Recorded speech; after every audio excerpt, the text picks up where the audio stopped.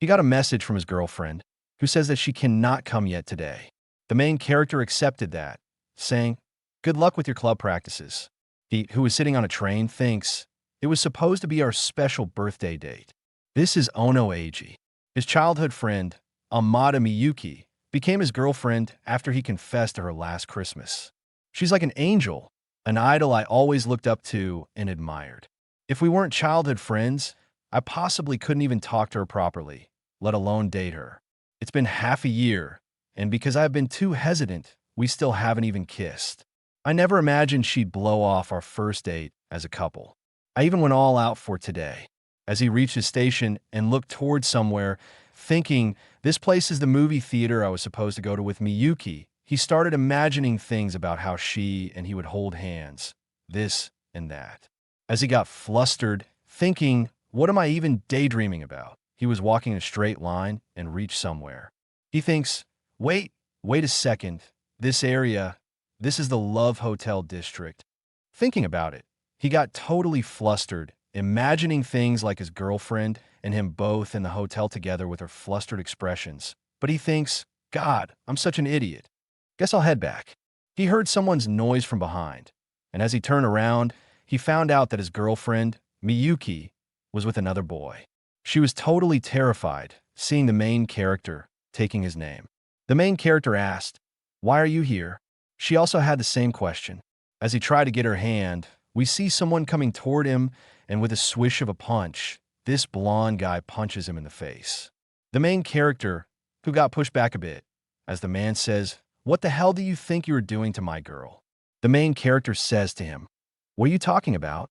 She's the one who cheated." The blondie says, What? Are you some kind of stalker?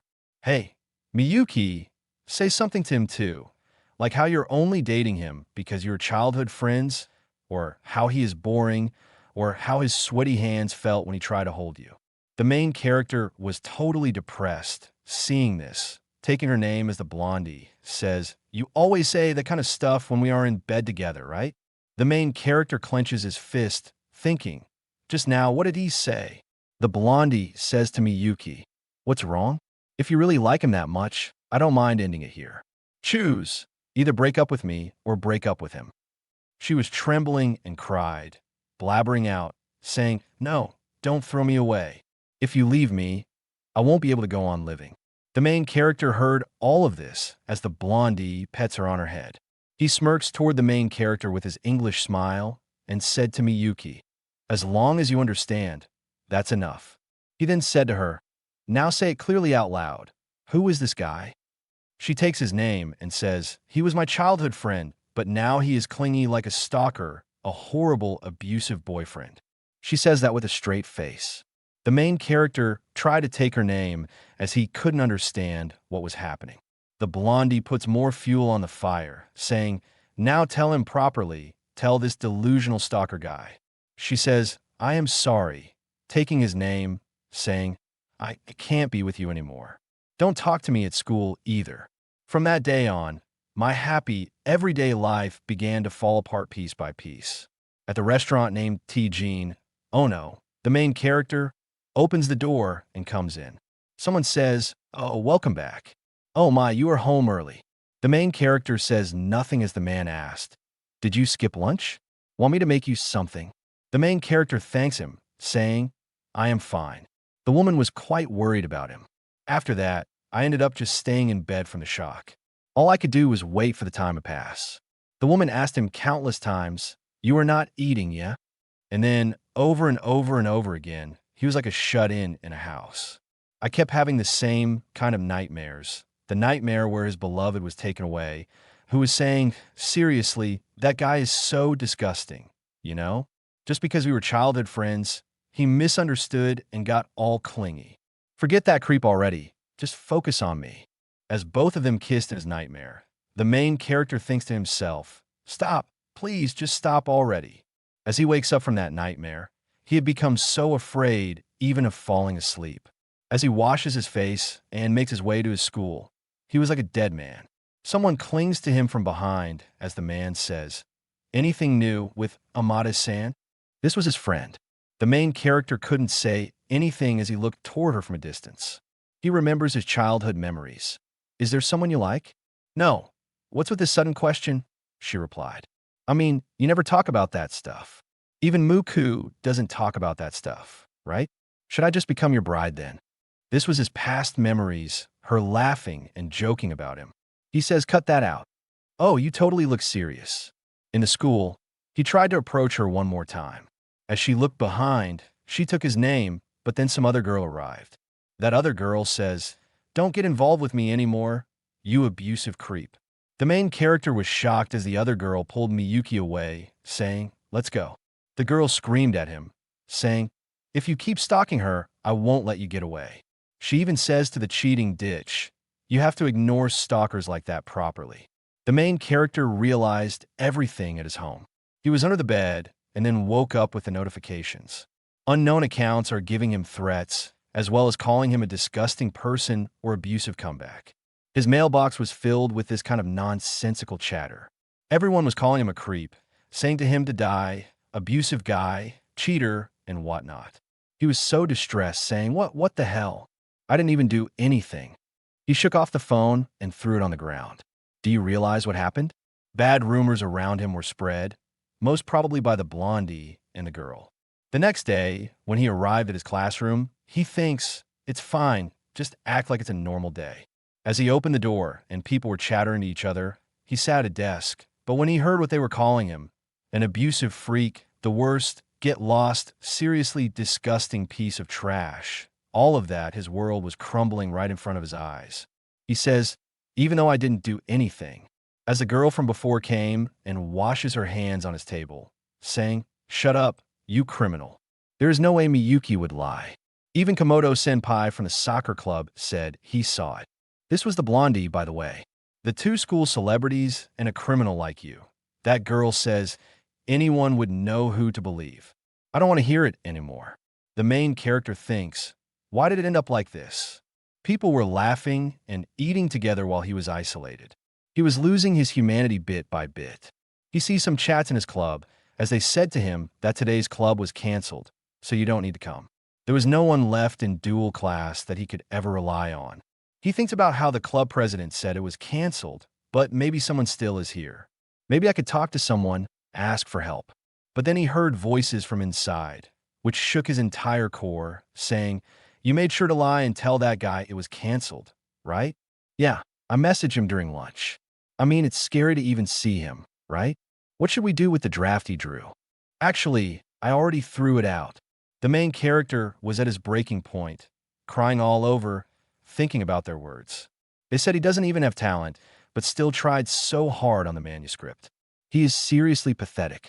He stunk, held across a garbage bin, and when he saw what was inside, it was his own manuscript that he wrote with hard work. He could do, and he realized something, that he really doesn't have anyone else on his side anymore. He was all alone in the world that was ruled by his enemies. But then he thinks about, wait, maybe my homeroom teacher. She might be still in the classroom. And he thought maybe he could get help with her. But when he looks in his classroom, we see Miyuki as well as the other girl already talking to her, saying, Sensei, I think Mookie's been really troubled about something lately. Could you maybe talk to her about it sometime? Sure, but it's rare for Amada-san to be the one struggling. Did you get caught up in something because you were too kind? That lying childhood friend of his says, yes, something like that. Foo, it's fine. The main character ran from there as fast as he could, thinking, there is no other student as outstanding as you. I will definitely be on your side. These were the words of the homeroom class teacher that he heard.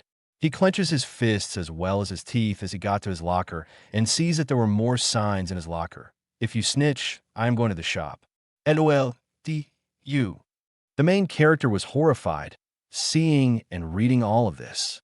He ran away from this school as fast as he could and arrived at home. His mother, the lady, says, welcome back. No club today. He says, I am home. Yes, no club. It got canceled last minute. She says, I see. You haven't been feeling well lately. Make sure to rest properly. The main character accepted while she, as well as his older brother, says even though mom and brother are tired too, kids don't need to worry about their parents. Yeah, just enjoy school. That's all you need to do. Since dad has died, mom never once cried in front of us. She always smiled, so we wouldn't worry. My older brother has been doing his best to protect the family and the shop. In that, the main character also made us smile, saying, "Yes, I will do my best. As long as I keep enduring this, then no one has to be unhappy." He thinks to himself. The scene then shifts to none other than Miyuki, who woke up thinking, "Since that day, I haven't been able to sleep. Why did things turn out like that? I keep thinking maybe that day was just a dream. If Kondo Senpai hasn't been there, if I had just clung to AG, crying, saying I didn't want to break up when I saw how he was being bullied, I almost started crying myself."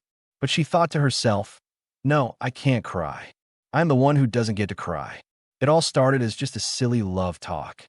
I was happy, but our relationship wasn't progressing much, and introduced me to Kondo Senpai, who had tons of experience dating.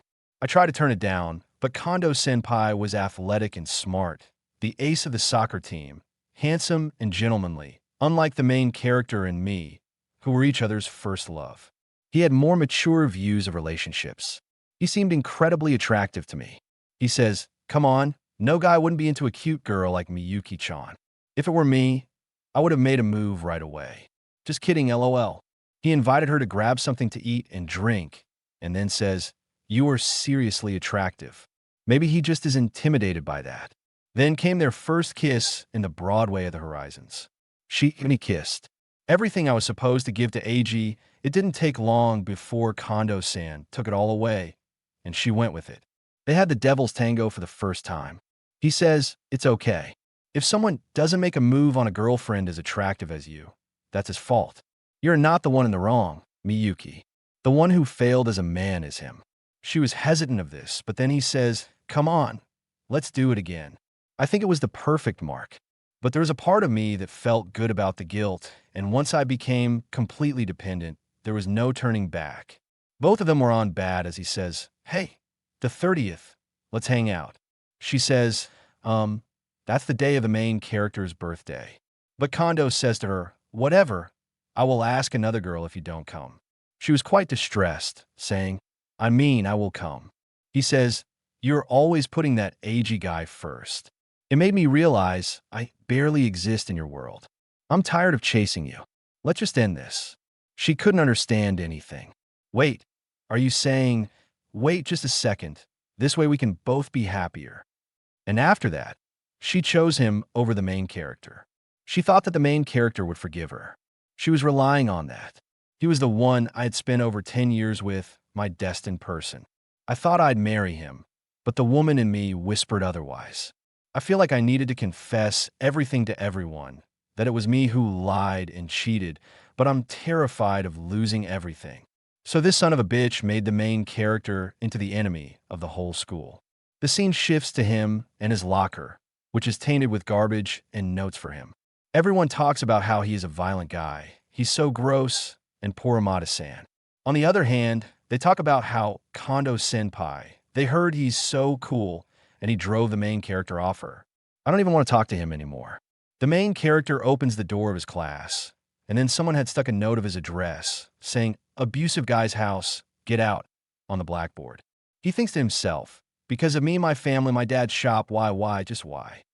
He ran away from there in full mode as he faced the blondie, who poses, "How it feels, criminal boy." The main character says, "Why would you tell such a lie?" He gritted his teeth. The blondie says, "Because it's fun, losing your girl and everything else. It makes for a great show, doesn't it? It's your fault for thinking someone like you could get with Miyuki. You should just drop out already. I love breaking other people's lives." This was all a planned motive by the blondie guy. The main character dropped down to his knees, thinking, "Oh, it's hopeless now." He was brought to the infirmary, where the teacher says, "I will let your homeroom teacher know, just in case." He thanks her as he gets up. The main character had no shine in his eyes left. He thinks, "No one's going to help me." He realizes that even the teachers will believe the smart and capable Miyuki over someone like me. I can't talk to my parents or my brother.